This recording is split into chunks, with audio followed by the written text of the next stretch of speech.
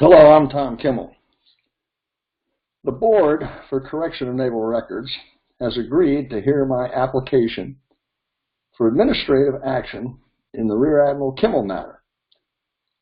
I'll do so on April 26, 2018. I have requested to appear before the Board and make a presentation. Here is a one-page summary of my presentation to the Board. Both the one-page summary and what follows, my full presentation, will be made available to the Board.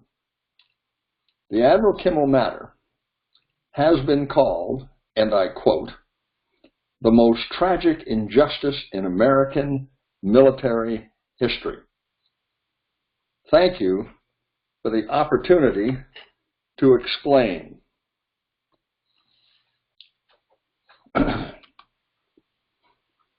In 2007, the then vice presidential candidate, Joe Biden, speaking to my cousin Manning before appearing on my cousin Manning's radio show, said the Kimmel, in short matter, is the most tragic injustice in American military history. Vice President Biden followed that up in 2016 and said it's a matter of honor. It certainly is. Keep the faith, and autographed the book, A Matter of Honor. Okay. Consider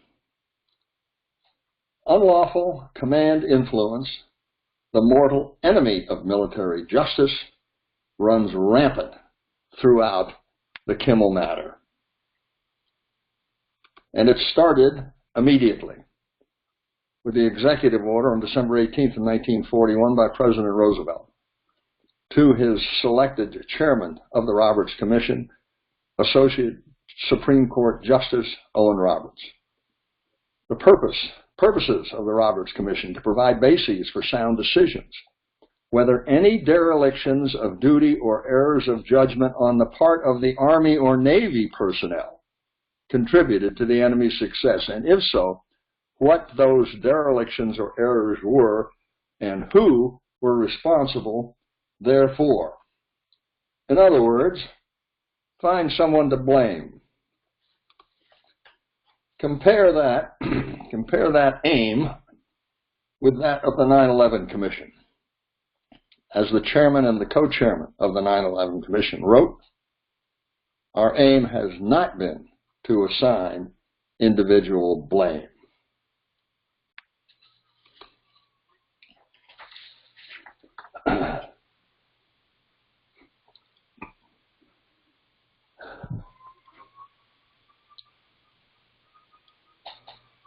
Engineering an official thesis of guilt occurred early and often. From about December 16, 1941, when the decision was made to relieve the two commanders of their duties in Hawaii, until February of 1942, when their retirement under a stigma of guilt was publicly announced, the case was under advisement and consideration by the administration. The following high officials took part in making the decision and devising the formulas of public announcement. President Roosevelt, Secretary of War Stimson, Secretary of the Navy Knox, Chief of Staff of the Army General Marshall, Attorney General Bedell, General Kramer, the Judge Advocate General, and General J.H. Hildring, the Assistant Chief of Staff.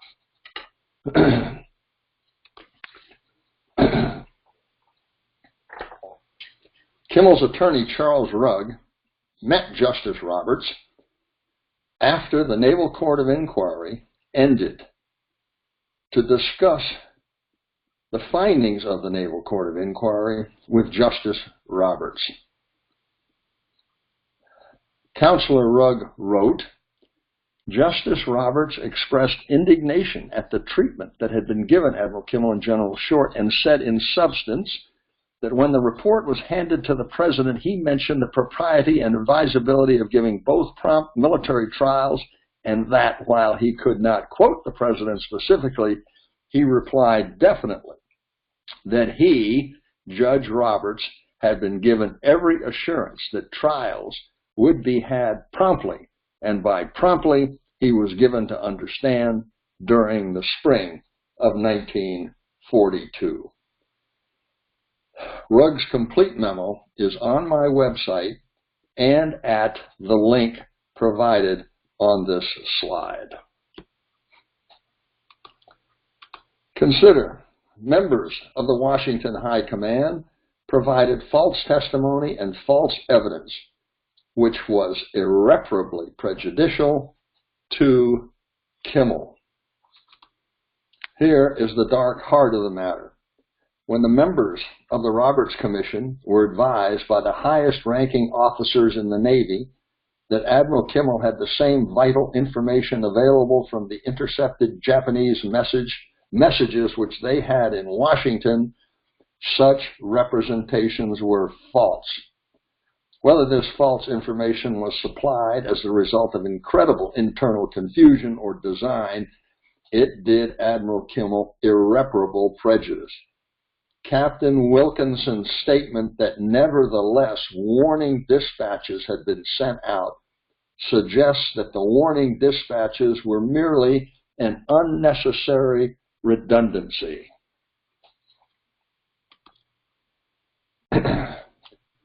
Admiral Turner, effectively the head of operations for the Chief of Naval Operations, testified to the Naval Court of Inquiry. Question 158 from the Naval Court of Inquiry. Do you recall, Admiral Turner, expressing before the Roberts Commission any belief that the Commander-in-Chief, Pacific Fleet, was perfectly familiar with all of the intelligence information, including the special intelligence to which reference has been made in this testimony? In other words, magic. Admiral Turner's answer was, I don't recall specifically making that statement. I probably did, because that was my belief. Members of the Washington High Command withheld exculpatory evidence from Kimmel, denying him the means to defend himself. Kimmel did not find out about magic until 1944. Long after the Roberts Commission. The most relevant fact of the entire post-Pearl Harbor inquiries. In 1941, the Roberts Commission had Secretary of the Navy Knox's report, but Kimmel did not. It read, neither Short nor Kimmel at the time of the attack had any knowledge of the plain intimations of some surprise move made clear in Washington through the interception of Japanese instructions to Nomura, in which a surprise move of some kind was clearly indicated by the insistence upon the precise time of Nomura's reply to Secretary of State Cordell Hull at 1 o'clock on Sunday afternoon, December 7, 1941. And there was more. A general warning had been sent out from the Navy Department on November 27th to Admiral Kimmel. General Short told me that a message of warning sent from the War Department on Saturday night, December 6th, at midnight before the attack, failed to reach him until 4 or 5 hours after the attack had been made. And still more. Of course, the best means of defense against air attack consists of fighter planes. Lack of an adequate number of this type of aircraft available to the Army for the defense of the island is due to the diversion of this type before the outbreak of war to the British, the Chinese, the Dutch, and the Russians. On January 9, 1941, there was received in the Navy Department Lieutenant Commander John Oppie's Toronto raid chart indicating that the British on November 11, 1940, successfully airdropped torpedoes on the Italian fleet in 18 to 22 feet of water. This is Oppie's raid chart indicating with these T symbols that torpedoes were dropped on the battleship Conte de Cavour in water 18 to 22 feat. This fact was not only denied Kimmel, but remained hidden from all Pearl Harbor investigations. Ditto, Lieutenant Morehouse's report. On July 22, 1941, there was received in the Navy Department a report dated July 15, 1941, that the British could successfully airdrop torpedoes in 24 feet of water.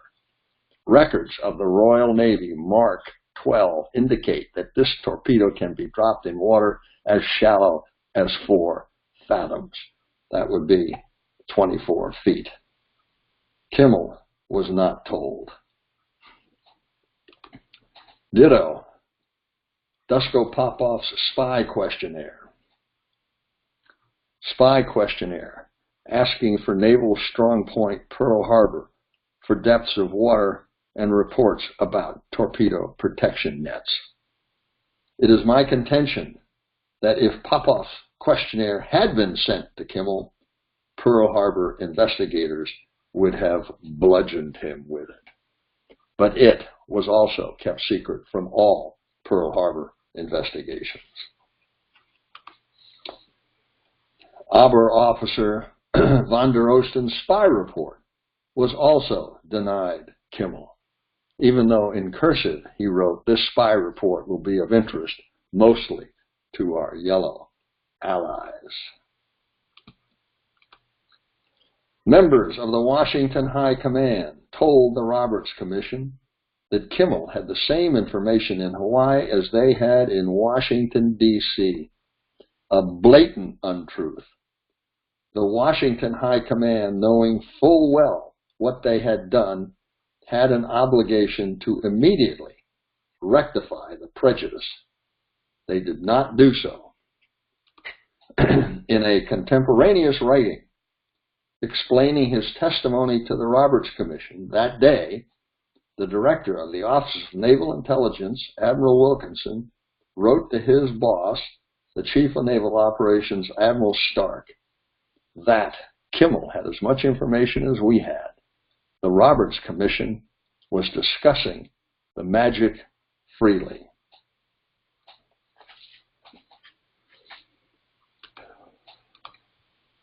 Immediately after the Roberts Commission, members of the Washington High Command manipulated Kimmel into retirement against his will and schemed to preclude any further investigation of Pearl Harbor. On January 26, 1942, 3 days after the conclusion of the Roberts Commission, members of the Washington High Command manipulated Kimmel into retirement and tried to avoid any further investigation of Pearl Harbor. From this memo, written 3 days after the Roberts Commission, it's clear that Chief of Staff Marshal, Secretary of War Stimson, Chief of Naval Operations Stark, and the Judge Advocate General recognized the danger of further Pearl Harbor investigation and devised a way to avoid it.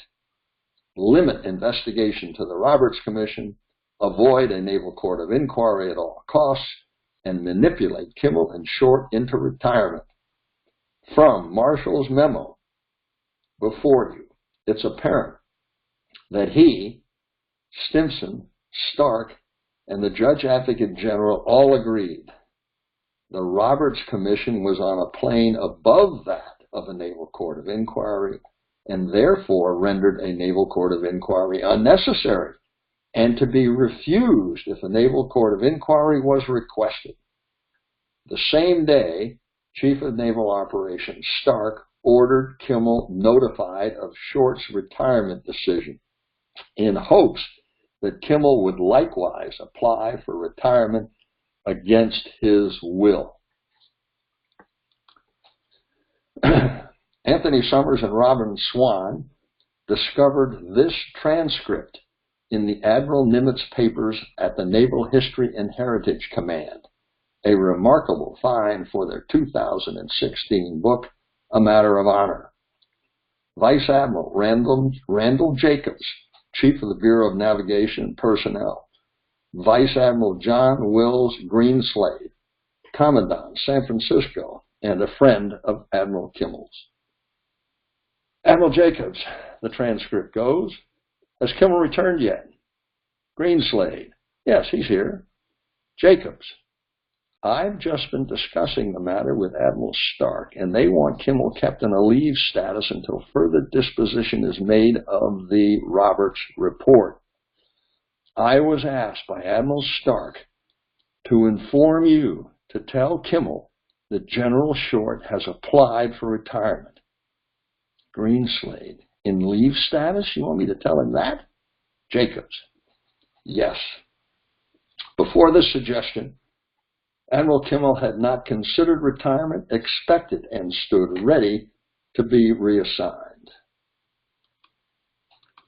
The Roberts Commission falsely declared that Kimmel was solely blamable for the success of the attack and that the Washington High Command, quote, fulfilled their obligations, unquote. Recall Rugg's meeting with Justice Roberts. Further in the memo, Rugg writes, Justice Roberts expressed astonishment at what he termed the magic messages and said that all that his commission was told of concerning information of this character was the message received on December 7, 1941. He also added that either the commission was told directly or definitely given to understand that that was all the information pertinent to Pearl Harbor that was available in the Navy Department. He said that the findings they had made as to the propriety of action of high-ranking officials in Washington was predicated on that. Indeed, on that lie.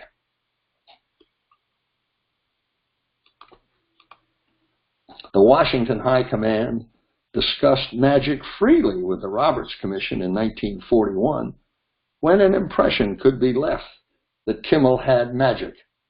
But in 1944, when that was no longer possible, the Washington High Command declared that magic could not be discussed with the Naval Inquiry or the Army Pearl Harbor Board.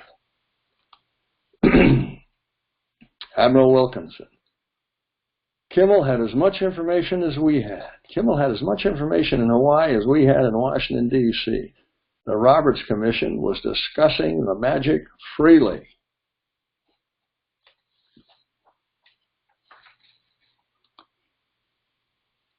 Captain Laurance Safford, the head of Op 20G, the head of Naval Communications Intelligence, indeed, the revered father of Naval Communications Intelligence, Captain Safford revealed magic to the Hart investigation.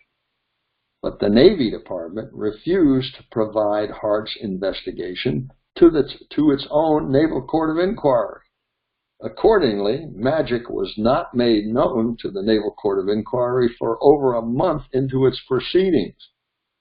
Meanwhile, General Marshall denied magic information to the Army Pearl Harbor Board, which only learned of its existence from Kimmel's Army Pearl Harbor Board testimony.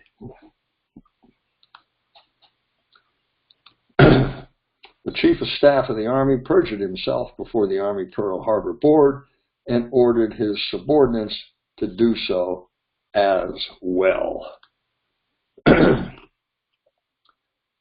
General Marshall was asked where he was the night before the attack, when his only boss, the President of the United States, was reading a secret dispatch from the enemy and declaring this means war. General Marshall was asked where he was that evening, December 6, 1941, the evening before the attack. And he famously said he could not recall. He was asked where he was Sunday morning when there was still plenty of time to notify Pearl Harbor and others of the situation.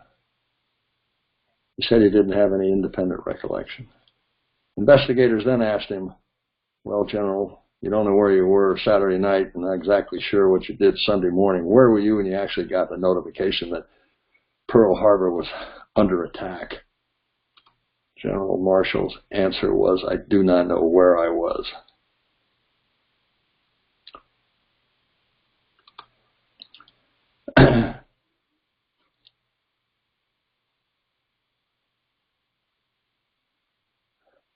Henry Clausen, General Marshall's champion, not his critic, his champion,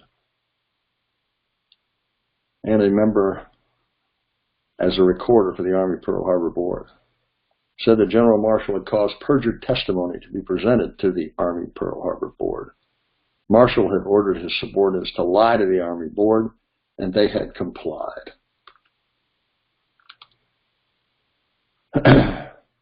One of those officers who lied was the head of Army Intelligence, General Miles. He explained in an affidavit that Generals Osmond and Clark transmitted to me instructions from General Marshall that I was not to disclose to the Army Pearl Harbor Board any facts about magic. Accordingly, I obeyed that instruction.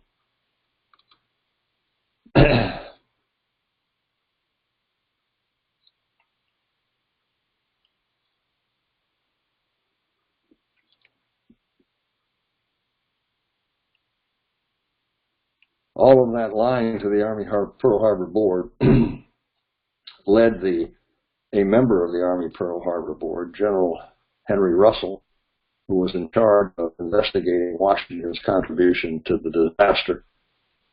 General Russell wrote in 1946, but unknown to the public until 2001.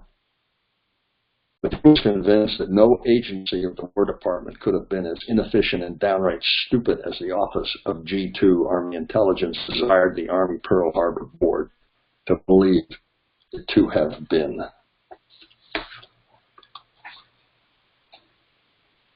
General Whittemire, later writing, my confidence in General Marshall's integrity, his loyalty to principles and friends had been shaken, but not destroyed, by a testimony he gave before the Army Board investigating Pearl Harbor.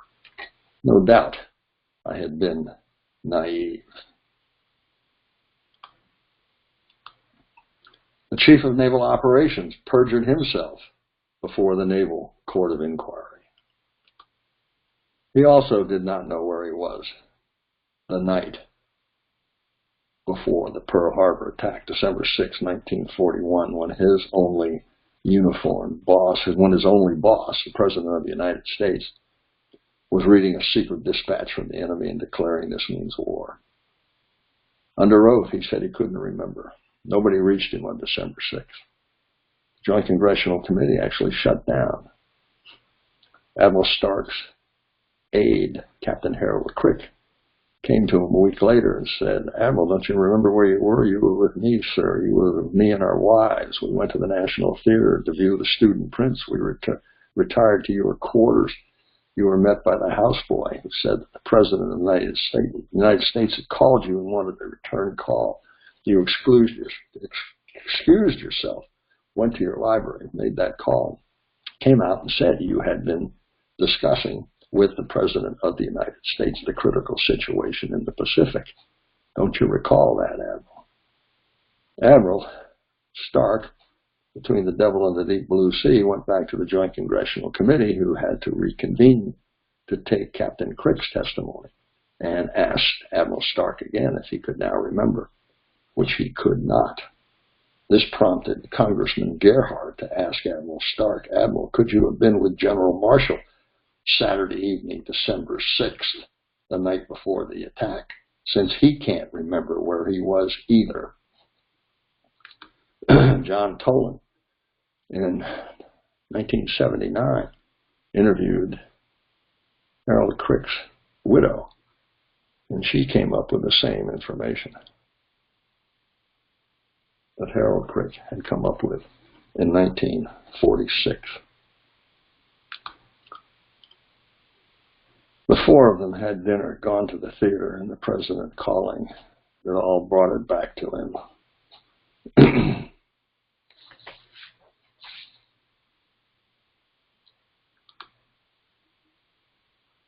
All through 1941, Chief of Naval Operations Stark recorded nearly every telephone conversation he had in his office with President Roosevelt and Secretary of State Cordell Hull and others unknown. But he did not reveal this fact to any Pearl Harbor investigation then or ever, in spite of numerous promptings to do so by the Naval Court of Inquiry and the Joint Congressional Committee. This reminiscence by one of Admiral Stark's aides, Vice Admiral William R. Smedberg III, was revealed in 1981. In pertinent part, it said, I, then Commander Smedberg, kept a wax cylinder record of everything the President said to Admiral Stark. He would call up and say, Betty, nickname for Admiral Stark, I want this done right away, and he'd give 5 or 6 things in rapid fire order. Admiral Stark would say, yes, Mr. President, yes, Mr. President, yes, Mr. President. Have you got that, Betty?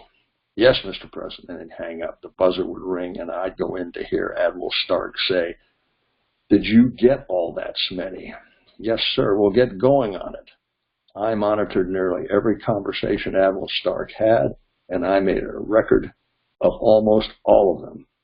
Every now and then, when it was a personal thing, Stark would tell me to destroy the record. On August 9, 1944, when the Naval Court of Inquiry asked Admiral Stark if he ever kept any record of his conversations with President Roosevelt during the year 1941, Admiral Stark lied.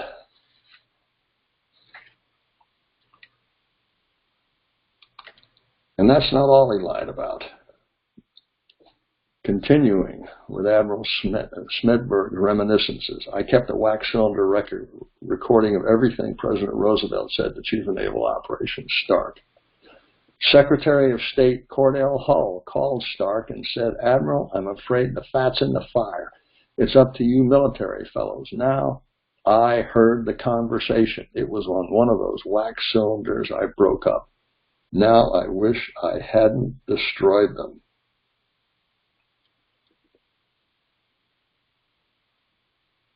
Consider another question from the Naval Court of Inquiry to Admiral Stark. Admiral Stark's answer.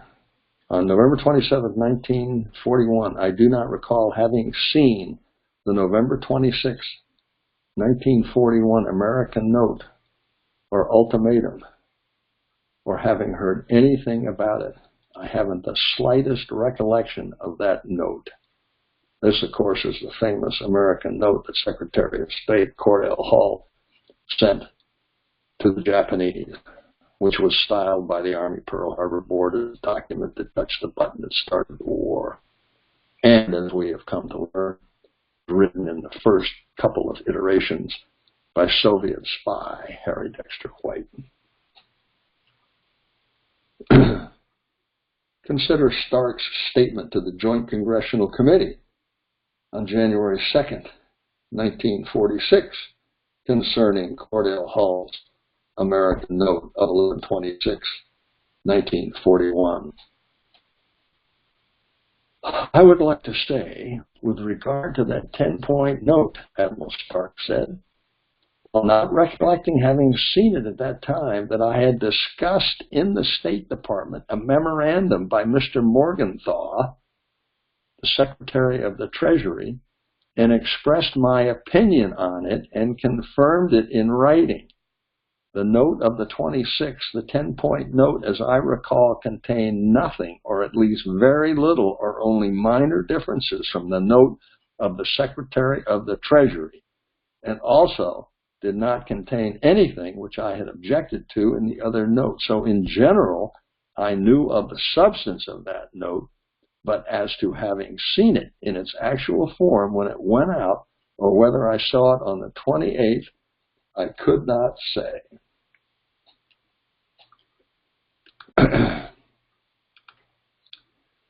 Chief of Naval Operations destroyed evidence.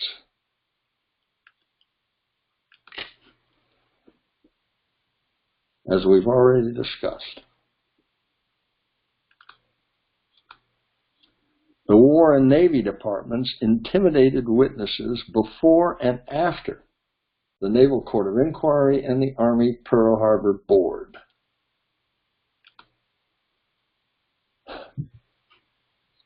If you provide false evidence and false testimony to falsely prove somebody guilty of a crime, what are you doing? This is what Captain Safford thought Marshall and Stark were doing to Kimmel and Short. Efforts to intimidate Safford failed. The essence of Safford's testimony here was that General Marshall and Admiral Stark had framed Kimmel and Short. We certainly know now that the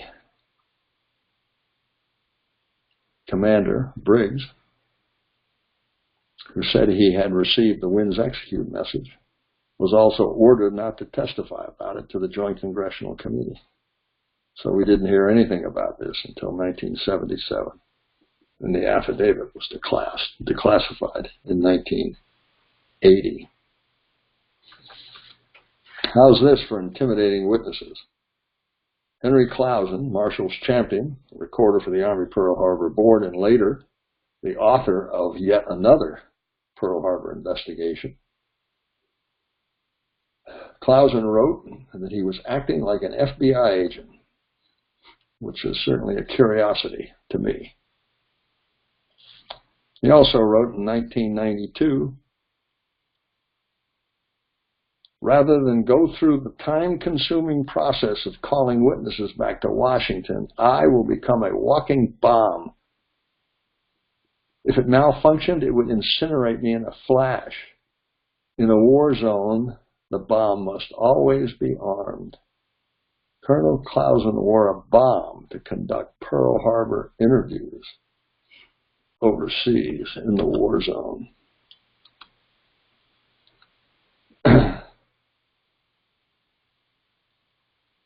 So how come Kimmel and Short did not receive magic? Well, Colonel Bratton was the head of the Far East section of the Military Intelligence Division. Bratton testified that Marshall told us in August 1941 exactly who was to be given magic. Everyone on the list was in Washington. General Marshall was asked the same thing under oath, and he said he did not know that magic was being withheld from Hawaii. On the distribution of magic, I gave no specific instructions that I recall. Bratton was subject to Clausen's intimidating interviewing techniques. It is indeed unfortunate that William Friedman was ordered not to publicly share his insights. Obviously, he was intimidated as well. Those insights have only become released in 2015, declassified in 2013. They're worth a look. William Friedman, the man who broke purple. Senators Ferguson and Brewster in the minority report say, even if the Wind Execute message they saw was a false one, they believed it true at the time and should have acted accordingly. A good point, and I think one that should be emphasized. It is too bad it wasn't followed up, regardless of other considerations. Friedman again, after studying Tokyo Dispatch number 83, which is the bomb plot message, no military intelligence organization could fail to reach the deduction that it was to prepare the detailed plan for a surprise attack on the major units of the fleet moored there. Here, I think, is the kernel of the nut, the secret of why the U.S. was taken by surprise. I have underlined the phrase, no military intelligence organization, in the foregoing extract from Admiral Theobald's book, page 46, because I think that our military and naval intelligence organizations had serious defects at that time, and I think they still do. I think that serious defects in our military and naval intelligence made it possible for the Japanese to take us by surprise at Pearl Harbor. A strong statement, yes, but I think it is warranted. I think that Kimmel and Short were not as culpable as I first thought they were. in 1941-42. The Washington authorities were culpable too, maybe a lot more culpable than were these two officers. I think that Kimmel and Short should have been sent more information, even if they were sent only gists of magic, to let them evaluate for themselves the significance of what the Japanese were saying. General Miles, the head of Army Intelligence, says that the warning messages sent them were of far more importance than anything they could have got from magic. I don't agree. Today, in 1957, I think they, the minority of the congressional investigators, hit closer to the truth than the majority. I think Mr. Keith's additional views on the majority report make good sense. Kimmel and Short, he said, were not the sole culprits. I think that the intelligence services came off rather easily, too easily, in the fixing of responsibility and pointing out derelictions. I think that Admiral Stark was wrong in waiting for General Marshall to be found before sending off a message to Kimmel and Short and to the overseas commanders as soon as the last part of the 14-part Tokyo to Washington message became available, especially when he knew from magic that Kuroshu and Moore were told exactly to the minute when to present the whole message to Secretary of State Cordell Hull.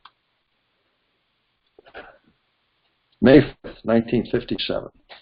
Today, General Safford, the head of the National Security Agency, phoned me to say that he did not think it advisable to publish the brochure at all. I accepted his decision without question.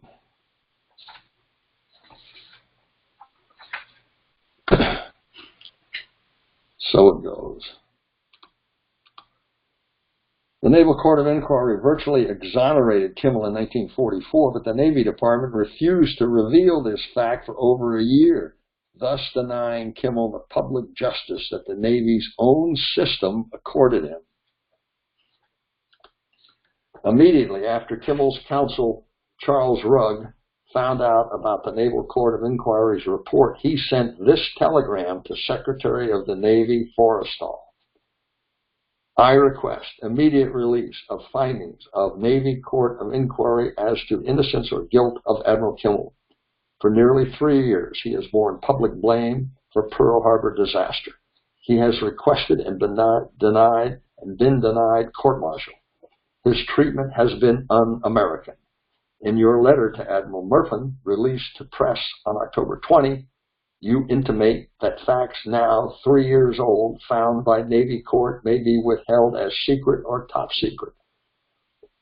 On ground, disclosure would interfere with war effort.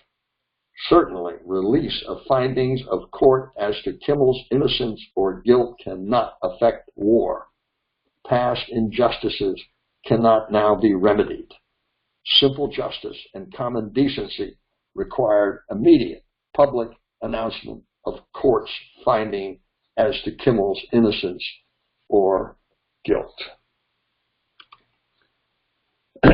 Admiral Kimmel interviewed Chief of Naval Operations Admiral King December 7, 1944, shortly after the Naval Court of Inquiry completed its investigation. Admiral King said that I could not have a copy of the proceedings. Not have a copy of the proceedings and findings of the Naval Court of Inquiry, and that I would not be permitted to even see a copy of the findings. King also said he had not read the Naval Court of Inquiry's report.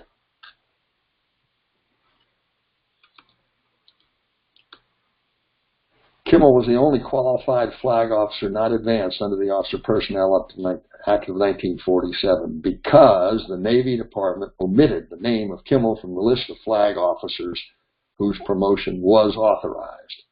That would be everyone else, without any reference to his or anyone's performance. This constituted a belated special disciplinary action of a punitive kind taken without notice to the officer, specifically singled out by such omission, Kimmel. Chief of Naval Personnel Admiral Holloway's 1954 memo to the Secretary of the Navy provided in pertinent part, the fact remains that an officer of over 40 years of honorable service to his country was summarily removed from his command and allowed to retire without being brought to trial for his alleged failure to carry out his responsibilities entrusted to him. The records of the Bureau of Naval Personnel indicate that Kimmel's name was withheld from submission to the President. The records further indicate that Admiral Kimmel is the only flag officer on the retired list who has not been advanced to the highest rank held on active duty. Admiral Holloway concluded with a recommendation for administrative action to remove injustice. The Chief of Naval Personnel respectfully submits that it would be a gracious act on the part of the nation to afford Rear Admiral Kimmel the privilege of advanced rank on the retired list.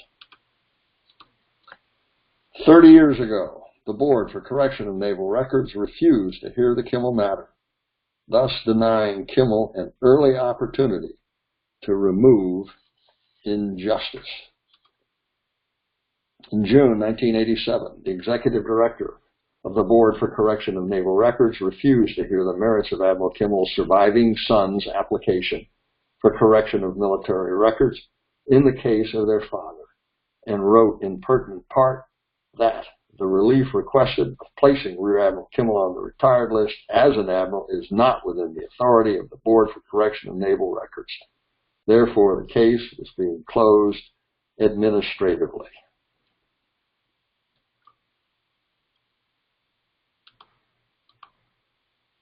Members of the Washington High Command, among others, committed perjury, suborned perjury, destroyed evidence, and intimidated witnesses. For this reason alone, a compelling case can be made for administrative action to remove injustice in this case. That's members of the Washington High Command, among others.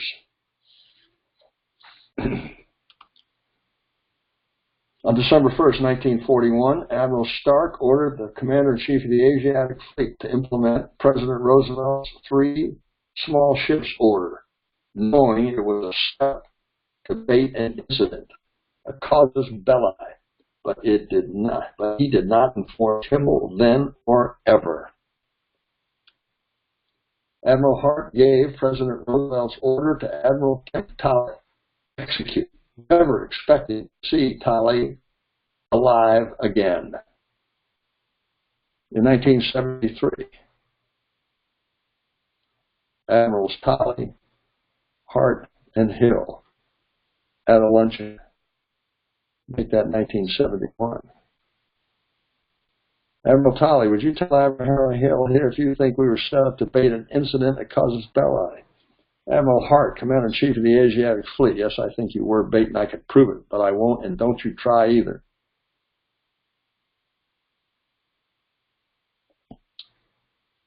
It continued in a letter, Hart to Talley.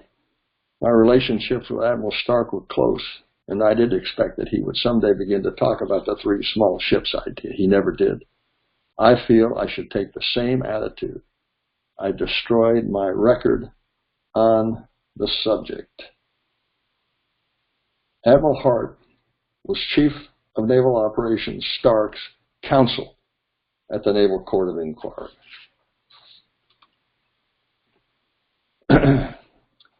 May 6, 1958, the House Appropriations Chairman Clarence Cannon accused Admiral Kimmel from the well of the House of Representatives of failing to prevent World War II and the Cold War because Kimmel and Short were not on speaking terms at the time of the Pearl Harbor attack.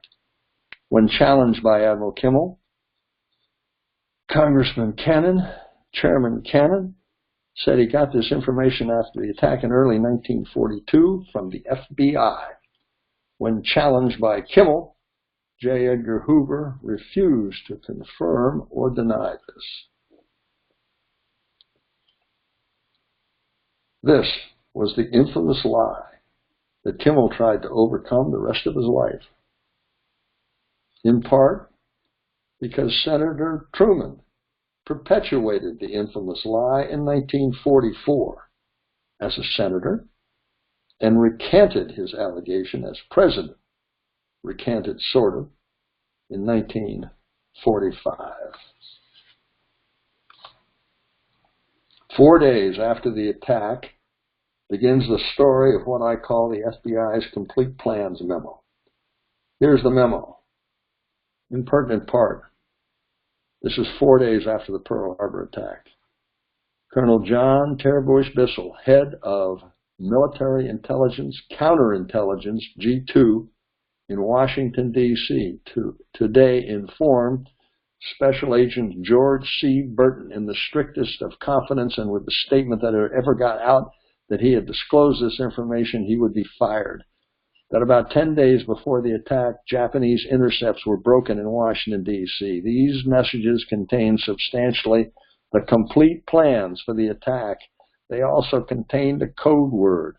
A message was sent by Army radio to Hawaii, setting forth this entire plan for the information of the authorities in Hawaii. On Friday, December 5th, 1941, the code words were intercepted, which indicated that the attack was to be on either Saturday or Sunday, and this information was sent to Hawaii. Mr. Hoover sent paraphrased versions of this memo to the President and to Justice Roberts. Here is Hoover's memo to Justice Roberts. With reference to the memorandum that was left with you last night, Justice Roberts, I, J. Edgar Hoover, am enclosing herewith an additional memorandum which parallels the other memorandum. The enclosed memorandum is set forth in the form of investigative suggestions as to certain aspects of the situation in Hawaii, while the memorandum left with you last night was a narrative memorandum of the situation. The same material is covered in the enclosed memorandum, with the exception that it is divided into what might be termed investigative suggestions. Notice that this memo is dated December 18th, 1941, and refers to a second memo dated December 17th, 1941, which has not surfaced to my knowledge. This is the pertinent paragraph from the pertinent page of the transmitted memorandum dated 12/16/41, which clearly comes from the complete plans memo of December 11th, 1941. In other words, the information that John Terbush Bissell gave to Special Agent Burton, George C. Burton. Disregard of intelligence information. It has been reliably reported in connection with radio activities that about 10 days prior to the attack on Pearl Harbor, a number of Japanese radio intercepts were obtained in Hawaii. The military authorities there, unable to break the code, forwarded these messages to Washington, where they were deciphered.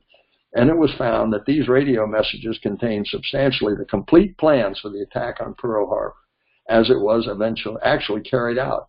The message was allegedly sent from Washington by Army radio to the Hawaiian Islands, setting forth this whole plan, including code words, which would be used by the Japanese to indicate the time of their attack on the islands. These code words were intercepted on Friday morning, December 5th, 1941, by military authorities.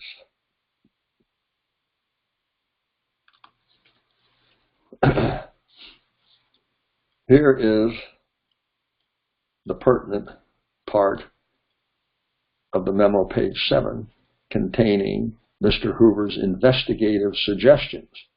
to Justice Roberts how Mr. Hoover thought Justice Roberts should investigate the complete plan's information. In more readable form, here they are, perfectly reasonable investigative suggestions.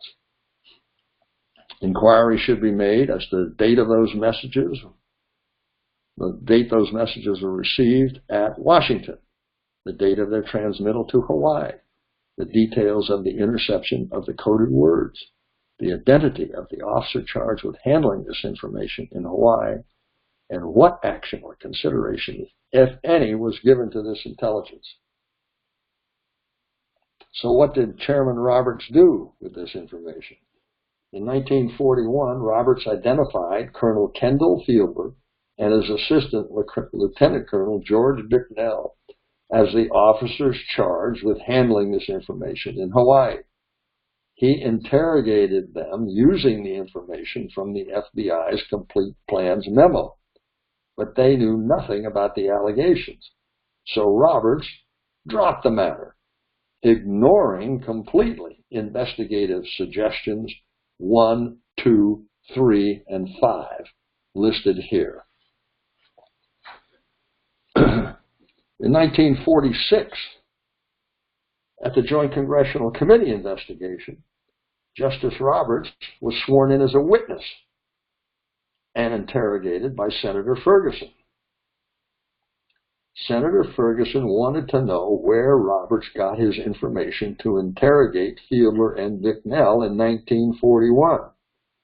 Roberts did not reveal that he got the information from the FBI, nor did J. Edgar Hoover reveal this information.